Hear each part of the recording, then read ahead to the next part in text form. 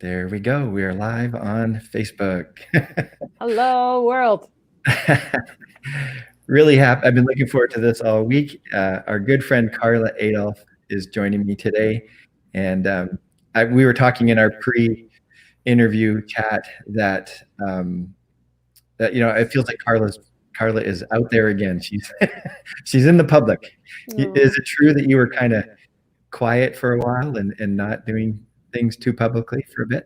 Yeah, that's definitely the right read. I Mhm, don't know that it was intentional. I wasn't trying to be crafty or anything. I just mhm, had life happen.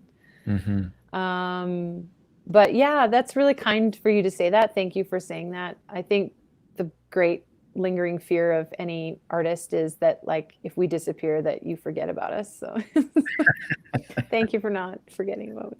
But yeah, it feels really good to be making stuff again. That does feel really good. Mm. Mhm. Yeah, I mean, being the father of a couple artistic children and one very artistic child, Yes. I know the angst that artists have and of not producing and that sort of thing, and not creating and maybe not even have the creative. Did you lose a bit of the creative juices, or were there just other things going on? You didn't have the creative drive. Maybe is a better word. Yeah, I think for me, I know when I last talked with Jess that she said you're a big fan of Richard Rohr. Is that true? Oh, absolutely, yeah. Okay, so I read Falling Upward last year, Okay. and I realized that's what has been happening. I Mm, I read it maybe hopefully at the right time, more in the middle of what was going on, but it's a book about basically how our egos are like a container, and they're really great for teaching us to do things, to like have a job and pay the bills and all these really beautiful things. And then at some point in your close to 40s, which I am, mm, it starts to shift into relearning about who you are mm, outside of that. I don't think there's anything wrong with the ego. I think that we just have to kind of outgrow it. And I think that's probably what's happened, but I'm not going to say it because I'm not through it at all. And I think I needed some space and some time to figure out what I wanted to create and what I wanted to say that would maybe not necessarily be what I hung my vocational hopes on. mhm, And I had a really, really, really good friend who produced the songs helping me and reminding me of that all the time. And I've written like 30 songs in the last 4 years or so. And I send him like a couple that I'm like, these are good. These are good. People are going to like these. And these are commercial, and these are going to be a hit. And because I've had like one hit song that accidentally, it's not even a hit. It's just hilarious. So I have this ego story in my head that's like, I can write this acceptable song. And I'd send it to him and he'd be like, no. And then I'd send him another one and he'd be like, no. And then I finally was getting to the bottom of the list and sending the songs that I was scared to admit I had written. And those are mm. the ones we produced. Oh, So okay. I yeah. like that. I kind of love where this interview is going now. Yeah, he pushed me real good on those. So, Mm, and that was a wonderful experience. mm, And it still is. I'm still working through songs that I'd like to produce in the future. yeah, Hmm. awesome. Well, I have a few questions that I ask everybody, but I'm going to throw them out. I'm not going to ask them. Okay, deal. I want to dive right into Magnolia because I had this sense. And first of all, I love what you said about Richard Rohr, and he talks about the two halves of life where we're we're motivated one way in the first half of life, and then it it changes as we grow older. Hmm. Um, yeah, and we get more contemplative. Like sometimes people wonder why people who are younger aren't into contemplation, but I think it's a natural thing Absolutely. that Yeah. happens, right? So, but we won't go there. But I'm very excited that you brought that up. I could talk about that for our Yes. entire interview and Yes. what you're going through, but we won't turn this into a spiritual direction session. Okay. Darn. But with Magnolia, and I'm going Mhm. to play it here. I was telling Karla I was struggling on how to do this, but so and if people have been listening to music online and seeing artists play music online, the sound is always a bit of a Mhm. struggle. And so I'm just going to play it from my phone. But why don't I play it first and then I'll ask my question? Great. Okay. Yeah. Mhm.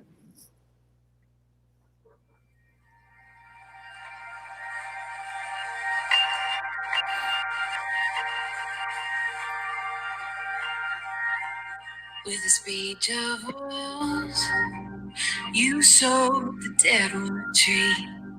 With the speech of wolves, you sowed the deadwood tree. Down in the garden, those branches choking me. With the speech of wolves, you sowed the seed.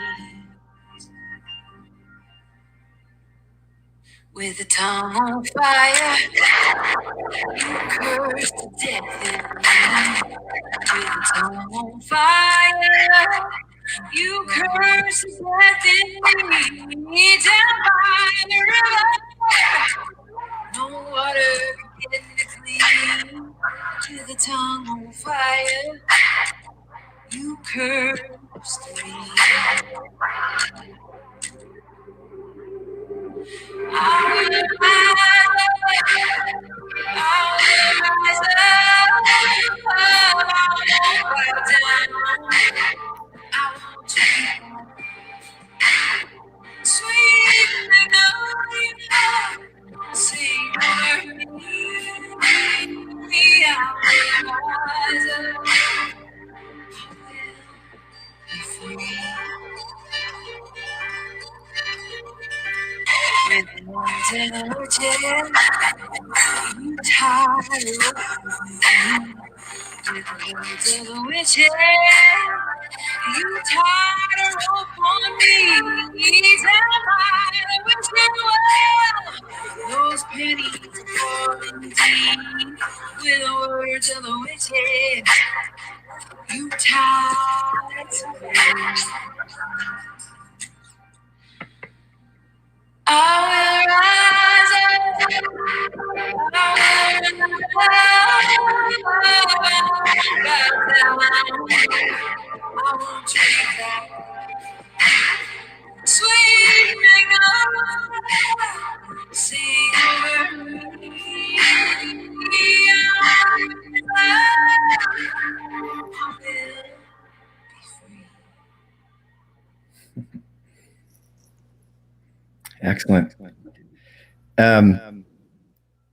So I'll give you my take on that song, and then I want to hear yours. And Please first do. of all, what's it like for you to listen to your own music? What's it like when we do something like that? Well, by this point, I've listened to that song gajillion times. So I'm not too worried about the song, as more so just enjoying the moment of actually seeing someone that I care about listen to the song, because that's not something like when I used to tour, I get that all the time. Mhm. And now I don't. So it's really nice. Thank you. Yeah. And I made like 0.000001 of a cent just there. So I'm feeling like a baller. Yeah, that's a whole nother subject, right? For me, it feels like this song was a bit of a departure from what some of the music that you've done in the past. Mhm. And did it take, like you said earlier, the person that you were sending those songs to, when you said you had some fear about this, he was kind of like saying, okay, these are the songs that we got to put out there. Yeah. It obviously took some courage to put out a song that was maybe a bit of a departure from the type of music that you've done in the past. Is that right? And what was that like? Yeah, I mean, it's funny. Like, so I've released that song before on a live EP in 2015. So it's not a new song as far as the concept of the song, but the style of it obviously is very new. And it's funny. What I so appreciated about working with my friend was that that's kind of how I've always heard the song in my head. So I didn't find it to be a departure from my internal experience with the song. Okay. And so it's really fascinating to hear you say that, because I'm not touring, I haven't really had a chance to discuss or get any real feedback on it. I'll just clarify. Yeah. Is I think people put artists in a box, and maybe some people see you in a certain box, and let's just name it the worship music box, which, and I think that whole industry tends to want music to be happy, victorious. And, from my conversations with it's not really even a conversation. I'm in pretty close contact with Brian Dirksen. I've heard Yeah. him complain about this lately, that the Christian music industry doesn't want songs that talk about struggle and darkness, and they want them to be all victorious and uplifting and people raising their hands and all that kind of stuff. And this song is not like that. So I guess to clarify, this song is breaking out of that box from my in my view. So yeah. Well, I'm thrilled. That's awesome, and I do think that I think that is a bit of what I'm attempting to play with. I'm not trying to. I'm not. I'm not having any reactionary energy in these songs, which is why it feels so nice to put them out. And I feel like I really am a person who is with the discussion around lament and suffering daily. I always have been. You put a whole album out about grief. I did, yes. Very gutsy thing to do. Yeah, and I feel like it's just that's just who I am. So we're gonna go there, and because I feel more comfortable in my own skin with that topic, maybe I feel like more comfortable putting out the songs. But yeah, hear me, and I'm not gonna lie, like, I have 3 songs right now that I'm going to be putting out. I'll be putting out another one in a bit here. And this was the song I didn't want to put out first. And I had I was like, I don't want this one out first. And then I decided to. So I think that it's just really good feedback. I really appreciate it. And I agree with Brian. I think that we have to have a pretty balanced approach. But there's also this thing in worship culture where we are really trying in worship culture to have people sing together. That is a part of the goal. And singing songs that are more uplifting or more joyful tend to be, like in group setting, tend to be a little easier. And I think there's just nothing wrong with that. But we also need to train ourselves to observe and make room for lament and songs that include suffering. So I think it's an ongoing thing. We'll figure it out. No worries. I think Brian would agree.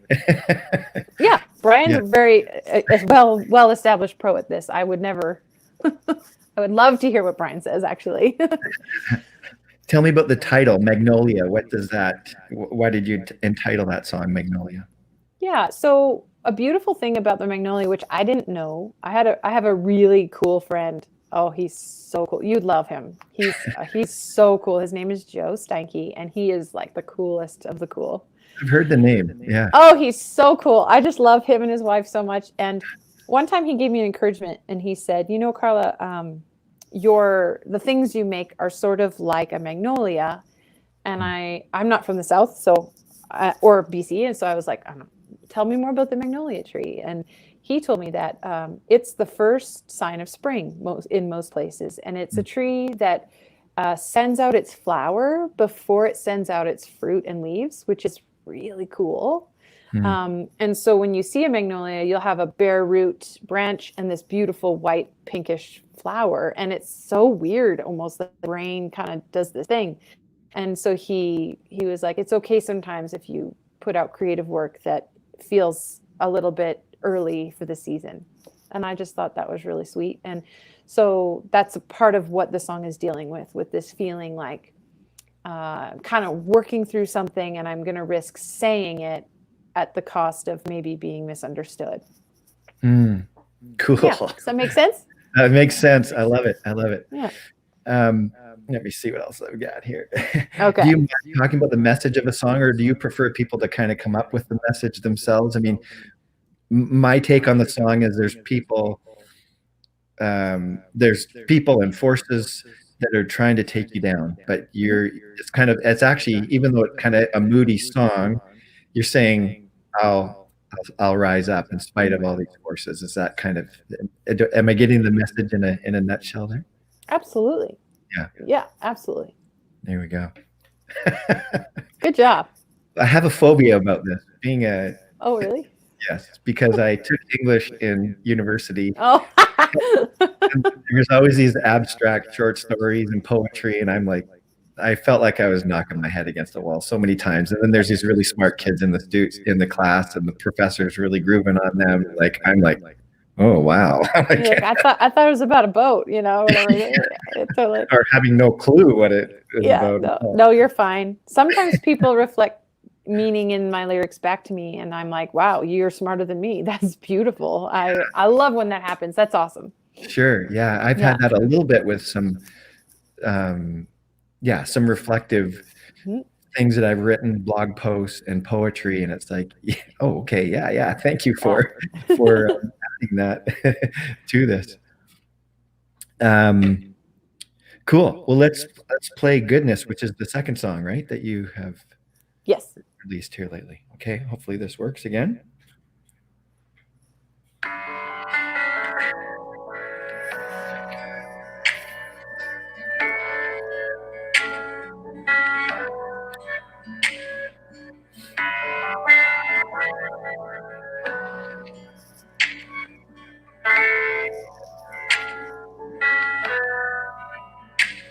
When goodness looks like going, leaving all of this behind. Tears that won't stop flowing, with bravery inside. Step out from behind the shadow into ever-changing light. When goodness looks like glory, love is close behind.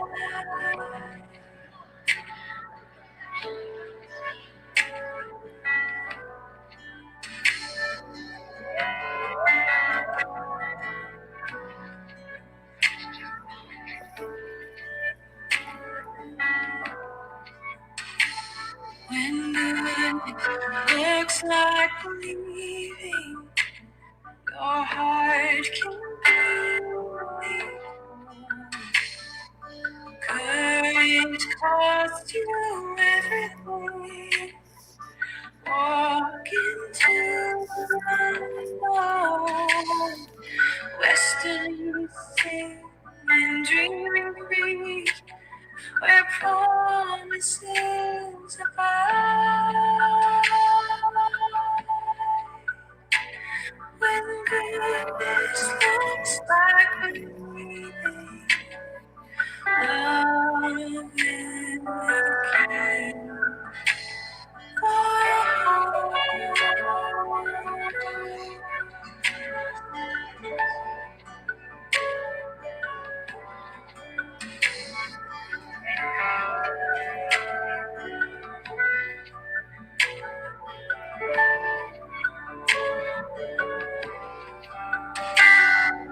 goodness looks like heartache, a new noble ground.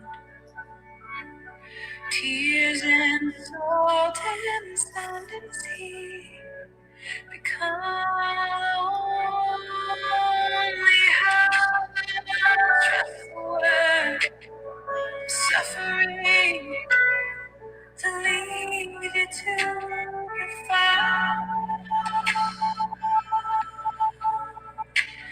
when goodness looks like hurting.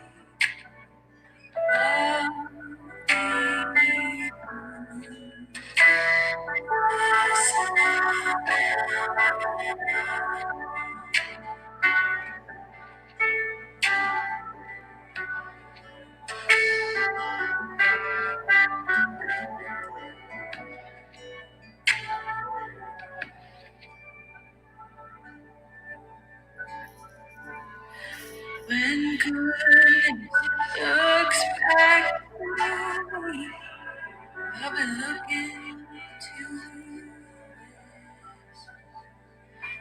send my souls and prayers to you.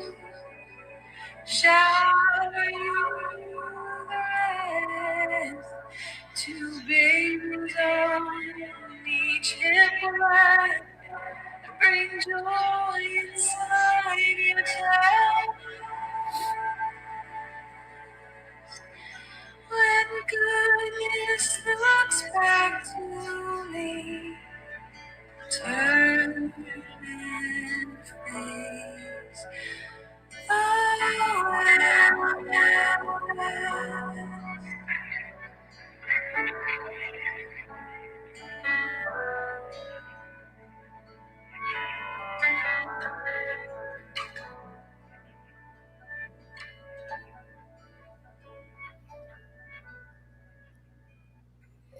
Beautiful. Thank you.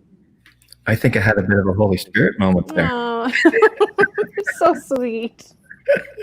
I wish we were together. And I wrote this down when I listened to the song earlier today, was trust the work of suffering. That's when I kind of had a whoa. Because I think that has been, how we have these bleeding edges in our lives. That's the bleeding edge for me, and just a theme that keeps coming up. I'm part of a contemplative community, and I know I'm not alone, and that is, I think. I got to speak in the first person. I tend to push away suffering. I tend to push away, difficulty and trials and all that kind of stuff, rather than just embracing them and trying to learn from them. And this is gonna make me cry too. I think when people talk about the goodness of God, I just go, I have a hard time with that. Mm-hmm. And it's because of my own stuff. It's because of my own struggles. I know for years I'm like, okay, if God is good, then how come I have this ongoing struggle and thorn in my side that I know is never going to go away. It causes other people pain. Not just when I act out of that pain, right? So yeah. What does that mean to you to trust in the work of suffering? I know you guys have been through some stuff, and that you can speak from real, authentic, personal experiences as far as suffering is concerned. Well, yeah. Thank you for sharing with me. That's, again, such an honor. I mean, suffering is such an interesting thing, because I feel like everyone has it, and everyone's comfortable with it to whatever degrees they are, and that's for no one to decide. Like, you can have someone completely in denial of their suffering and somebody who's completely absorbed by it, like, and everything in between. So, and I don't think any of that is right or wrong. It just is what it is. It's just, I think it almost is what it is, the way aging is, like, you're just going to get old. Like, you just don't stop getting older, and you don't stop experiencing suffering as well as joy. And that's why, I mean, one of the reasons I love the Buddhist concept of that's where they just start, like, that's just the premise for everything. Yes, that's right. They do that. Whereas some other religious approaches to things are, that we shouldn't suffer, and that suffering is a sign of weakness or whatever. So anyway, sorry to interrupt. No, that's totally fine. Yeah. I think I don't feel right now at this point in my journey that I actually have any answers around suffering, other than to allow it to be at the table, so to speak. So that's really where I'm at with my understanding of suffering. I'm not in the silver linings, moral of the story, retrospective point. I'm not there yet at all. I like that. No, I think that's it. Just allow it to be. No clue. Yeah. Just let it sit with you. Let it be a mystery, and who knows why it's there and why it's present in all of our lives. Yeah. Yeah. And I think that I do have a lot of really wonderful, I have a spiritual director and a therapist in my life, and different people. And the thing I've learned the most about suffering is it's not for me to decide how much I have or what to do with it. It's the only thing I can really decide is how much can I tolerate of that present grief. And some days I can tolerate a ton, some days I can tolerate nothing. Some days I can tolerate it through healthy practices. Sometimes I tolerate it through unhealthy practices. It's just the relationship with it that I have to just be willing to have. And so I'm so proud of that line. The line, trust the work of suffering to lead you to be found. That is Karla in one line. Yeah. That is my whole life. That is everything I think about and dream about. And I feel proud of that line. I'm really thankful that I have a place in a creative place to sing it. And I'm just so thrilled with that line. And I remember when I wrote it. I wrote this is a poem I wrote for my friend when she moved away. And I remember I wrote that line and I stopped, I gasped. I can't remember who I was listening to. Oh, Sue Monk Kid. She's doing an interview with Brene Brown, and she's talking about Sue Monk Kid has a sort of a goal to surprise herself or awe herself with her work. And so that was one of those moments for me where I was like, wait a minute. I wrote it. I wrote something finally that just says it the way I want to say it. And so I'm not going to be ashamed of it. I'm going to I made a print of it for like merchandise. I'm going to put it on a coffee mug. I don't care. This is my like life sentence. I'm going to put all over my house. Yeah. Yeah. It's super profound. Yeah. Well, thanks. I just feel like it's really special when you can say something that you've been struggling to say to yourself. And when it resonates with other people, that's even better. Like, that's wonderful. So, yeah. And I wonder if we keep pushing away suffering, then we never will be found. I think we will still be found. Yes. Okay. I think that's what the goodness is. The goodness is okay. Yeah. I think if you read the lyrics in this song, it talks about goodness showing up in a variety of ways. And I think that's where we need people like you who are spiritual directors who can name things that are good, even when they feel very strange or disorientating. It's still good when fill in the blank. Yeah. Well, that's the art of spiritual direction, really, is to say, where is God in this? Like, it seems like God couldn't be in this particular thing. But are you able to see it? And sometimes you're not able to see it, and that's fine, right? You're okay no matter what. Yeah. Well, beautiful. We got a couple minutes. What's going on? Yeah, thank you for your music. Thank you for sharing. I'm so glad that you're out there again. Oh, I know one thing I wanted to ask you about is you're doing some creative art as well. Like, you're doing some pictures and that sort of thing. Tell us a little bit about those. That expression of your art. Yeah, so thank you. As I've been pursuing therapy for all the stories that begin in childhood, I uncovered some ideas around not feeling comfortable with painting, but always imagining the world visually. So one thing that people may not know about me, because I've led with the words foot, is that I actually would consider myself a visually grounded, my creative mind is visual. But I ended up using words more than pictures, even though I paint pictures with words. If you really listen, you'll hear it. You'll be like, oh, that girl's visual. And so a part of I've been uncovering is that I buried a lot of my visual instincts in childhood because of things that happened. And so my therapist is encouraging me to it was one of those, like, if you had $1 million, what would you do? And I was like, I would have a little studio by a river or a lake, and I would paint all day long. And then she was so smart to say, well, don't you have a studio that your husband built you in the backyard?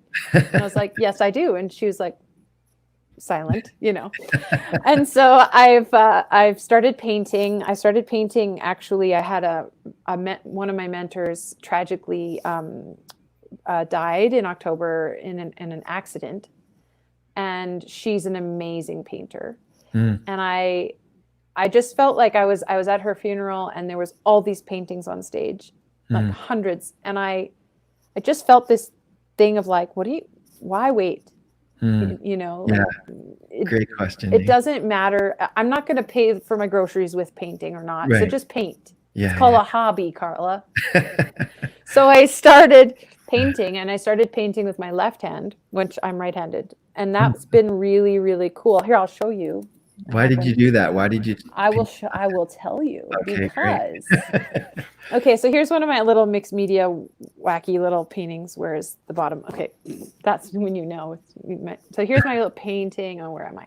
Yeah. And so all the like base layers that I do, the green, the yellow, and the brown watercolor, I paint with my left hand. Okay. Because it unlocks a part of my brain that lacks some connection. I live internally in my left side of my brain, but I perform out of my right.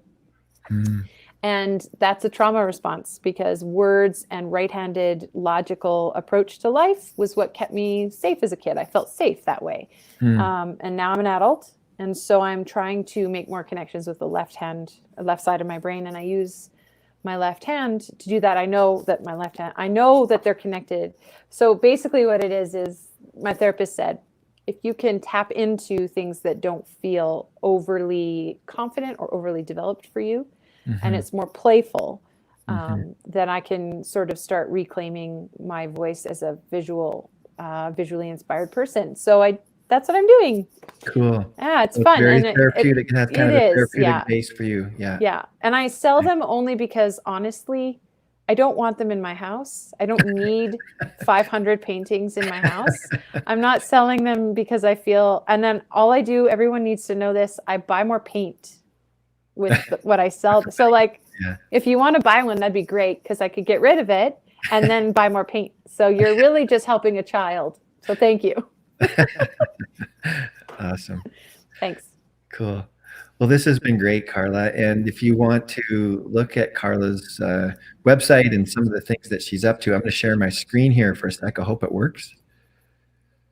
You can see Karla's website with the kind of the theme of the music. There we go. Are you seeing it, Karla? Are you seeing? Excellent. My half face. Music. And yeah, the half face. I did want to ask you about your team and like do you want to mention the person who's helped you produce some of your music? And it's beautifully produced. Yeah, his name is Ben Webb. He is this bustling, intense, like just so talented, uber creative Aussie with seriously the biggest heart you've ever seen. So he's just a wonderful fire starter and bear hugger guy. I love him.